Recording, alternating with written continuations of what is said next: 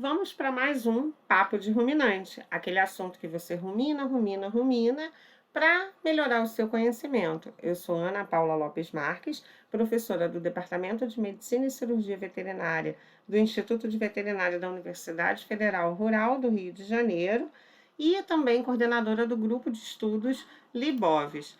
E o assunto de hoje é zinco na dieta de ruminantes. E zinco, vocês vão me matar. Zinco é um assunto que eu gosto bastante. Só porque ele forma mais de 300 enzimas conhecidas até hoje. Então, quando a gente pensa no número bom, eu adoro zinco. Mas você vai gostar ou vai querer me matar no final da história? Vamos lá? Então, o zinco, a sua essencialidade, ela foi descoberta principalmente na dieta de suínos. Os suínos, eles precisam de uma dieta rica em cálcio. E os suínos que eram alimentados com essa dieta rica em cálcio começaram a apresentar alterações da sua pele e do seu pelo. Na verdade, a sua pele estava alterada. Aqui, um animal normal e aqui dois animais alterados. Então, se a gente pode observar, olha, as orelhas estão bem enrugadas e tudo. E aí eu sempre falo, todo mineral tem uma palavra-chave. E a palavra-chave do zinco é paraqueratose, desorganização das camadas da epiderme, onde não era para ter núcleo, tem, e as células se desorganizam, diferente da hiperqueratose, que é um aumento da camada córnea da epiderme comum na deficiência de iodo. Então, zinco, paraqueratose. E o zinco, gente, o zinco é muito importante para a dieta de ruminantes. É lógico que quando a gente pensa, né, nas categorias, sempre falo que cada categoria, cada demanda é uma quantidade necessária. Normalmente a gente tem que olhar lá no NRC, mas varia de 60 a 100 ppm para a dieta de ruminantes por dia. Diferente de outros minerais, o zinco ele é basicamente absorvido no intestino delgado, sendo que existem duas maneiras dele ser absorvido. Uma maneira passiva, não mediado, que ele passa para dentro das células, né? Ele está ali no lumen intestinal e vai para o interior das células. E uma outra maneira seria uma maneira ativa, mediada por carreadores, onde o zinco ele se liga a quelatos de baixo peso molecular.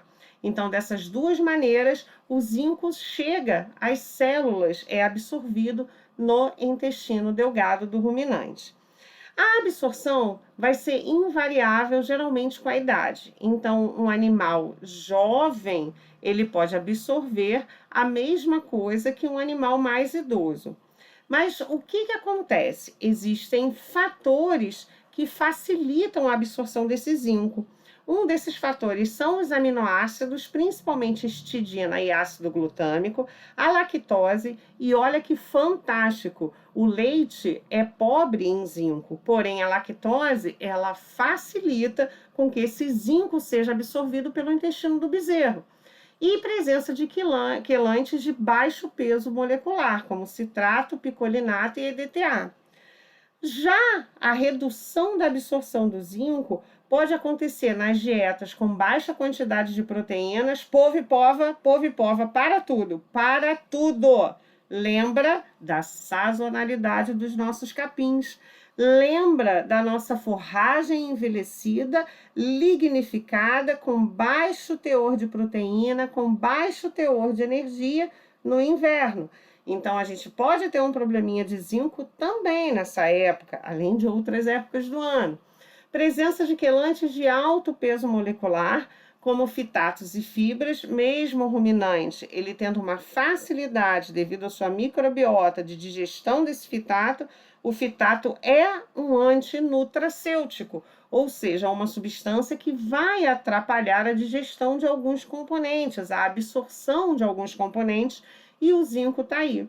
E quando a gente pensa em mineral, lembra lá do antagonismo? Então, ferro, cálcio e cobre, eles impedem, eles atrapalham, eles irritam a absorção do zinco. E o zinco, gente, como eu falei, o zinco é fantástico. O zinco, ele entra na composição de mais de 300 enzimas. E eu, como sou boazinha, escolhi só 5, só as principais, no que eu considero principal, lógico, para este momento em que nós estamos aqui falando dos ruminantes. Então, olha só, uma das enzimas da qual ele faz parte é a alcodesidrogenase. A alcodesidrogenase, ela vai ser responsável por converter a vitamina A da sua forma alcoólica para aldeído, que é a forma absorvível. Então, a deficiência de zinco pode estar envolvida também na cegueira noturna, devido à vitamina A. Uma outra enzima importante que todo mundo já ouviu falar, ou se não ouviu falar, pega correndo lá a bioquímica do cachorro, a bioquímica do cavalo, a bioquímica do gatinho, é a fosfatase alcalina. A fosfatase alcalina também tem zinco em sua composição, e a fosfatase ela é responsável por remover grupos fosfato de vários elementos, daí elevada quando os animais estão em crescimento. Uma outra enzima importantíssima é a anidrase carbônica, presente no sangue, gente. Ela vai transformar o dióxido de carbono em ácido carbônico, e essa reação vai haver uma liberação de bicarbonato no sangue. E esse bicarbonato vai fazer o tampão sanguíneo. Então, é importantíssimo. Uma outra enzima que tem zinco em sua composição é a colagenase. Dá uma olhadinha lá nas pomadinhas que são responsáveis por processos de cicatrização que vocês vão ver. Ou tem as colagenases ou tem o óxido de zinco. Palavra-chave foi paraqueratose, mas a palavra-chave também é crescimento. Zinco gosta de tudo que está em constante crescimento. E o que a colagenase faz?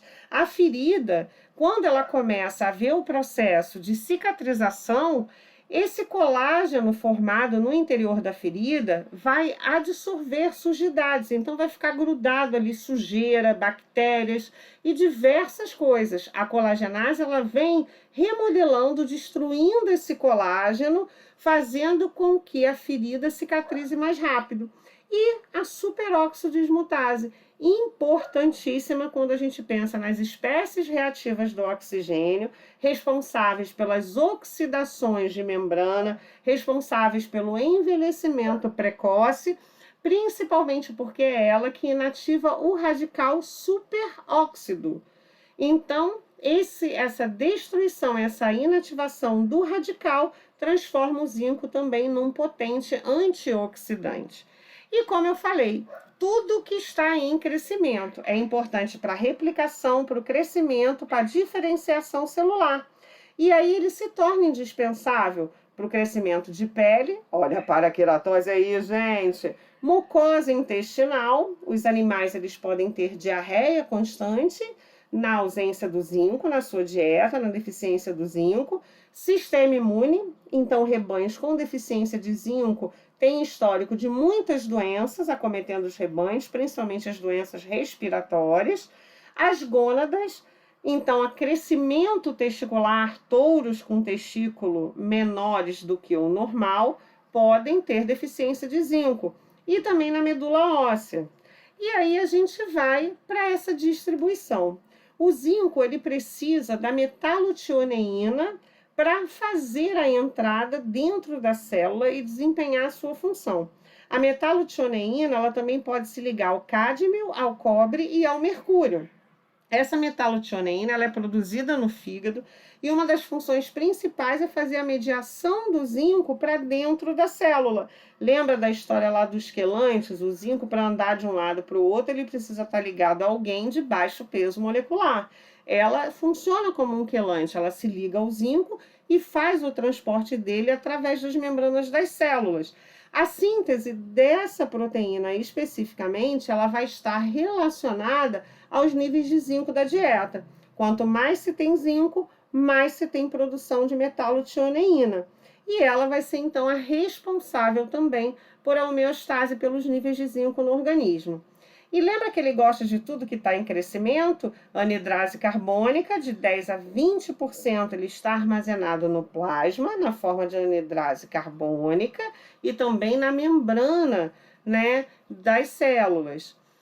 próstata, olho, ossos, músculos, sempre tecidos em constante regeneração, em constante crescimento, em constante remodelamento, tem muito zinco. O sêmen tem 100 vezes mais zinco do que o sangue.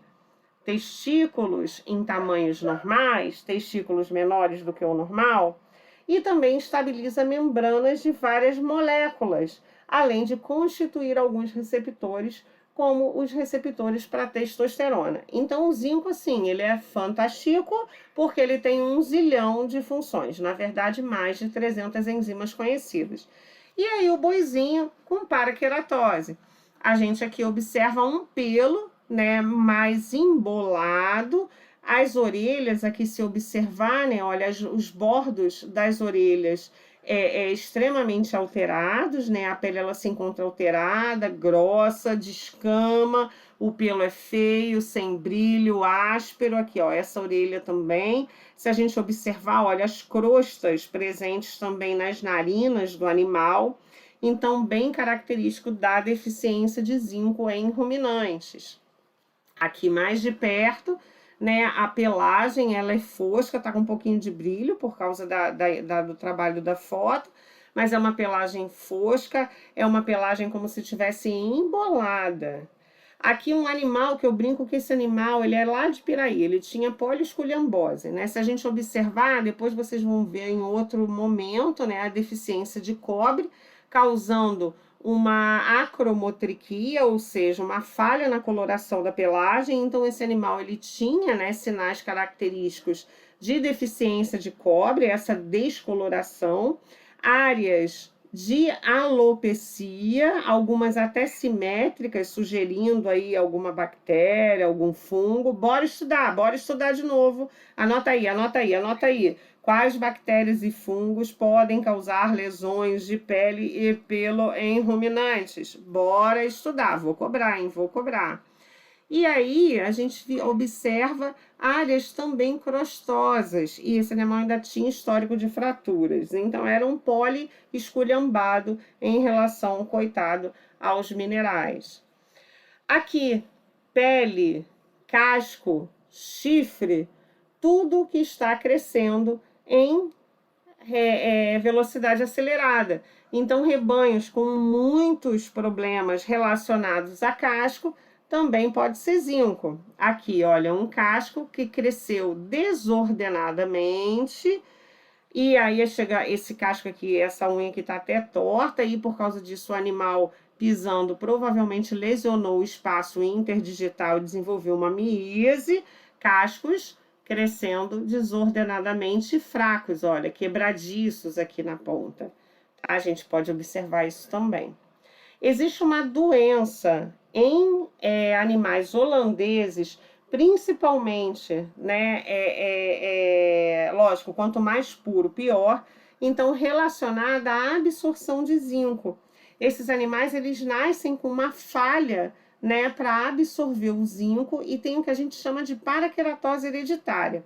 Na verdade, é uma doença genética que afeta o gene A46, quando em homozigose, então uma doença autossômica recessiva, que causa o quê? Uma falha na absorção do zinco. Esses animais, eles, para sobreviverem razoavelmente bem, eles teriam que ter uma dieta enriquecida em zinco, bastante zinco, para que eles absorvessem bem menos do que o normal, porém uma quantidade suficiente para manutenção de sua saúde.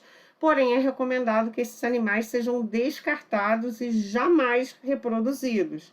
Lembra, doença genética. Então, também ficam com áreas de alopecia, pele crostrosa, pelo crostosa, pelo sem brilho, fosco, e aqui no detalhe a gente pode observar, né, a parte mais basal da epiderme com os núcleos, e aqui, olha, núcleos na camada córnea.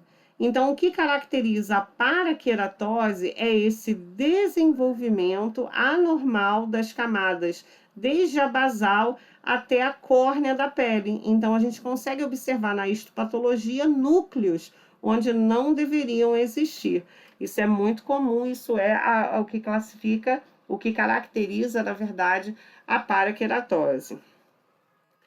E aí, o que a gente pensa no diagnóstico? A gente associa o histórico, a gente tem o rebanho, que provavelmente tem muitas doenças, cascos com muitos problemas, touros com testículos menores do que o normal, muita diarreia, né? Muitos animais debilitados. A gente pode fazer o diagnóstico experimental? Não só pode, como deve. Se eu suspeito da deficiência de zinco, eu vou lá e suplemento zinco e faço a avaliação. Nos casos mais graves, a gente consegue observar, também tem a questão de fazer a histopatologia, a biópsia de pele com histopatologia. Pode-se medir diversas substâncias no soro sanguíneo do animal, na pele ou na urina, porém isso a campo, lembra sempre que a gente está falando de rebanhos, muitas vezes no interior do Brasil, sem acesso a grandes laboratórios. E qual é a prevenção? O zinco na dieta. A gente tem que mineralizar esses animais. E quando esses animais apresentam deficiência, apresentam um quadro de deficiência, a gente continua pensando na suplementação como forma de prevenir e tratar esses animais. Então, essa é a deficiência, mas o zinco, ele é tóxico em grandes quantidades. Na verdade, qualquer mineral, qualquer coisa, qualquer produto em grande quantidade se torna tóxico. E no caso de grandes ingestões de zinco, a gente observa de uma forma aguda, né, alterações gastrointestinais, então diarreias profusas, problemas com digestão ruminal, as indigestões acontecem. E na forma crônica, o zinco ele vai interferir principalmente na absorção de outros animais. Podemos citar o cobre, que em altas concentrações de zinco tem dificuldade de ser absorvido. Então, o zinco em grande quantidade interfere no metabolismo do cobre, assim como o cálcio em grande quantidade interfere no metabolismo do zinco. E assim os antagonismos acontecem. Deixo aí duas opções de leitura, né, dos professores Tokarnia e Sutton. Deixo aqui o meu carinho com todos vocês, o meu agradecimento. Leiam, estudem, se dediquem e fiquem com um beijo grande. Tchau, até a próxima.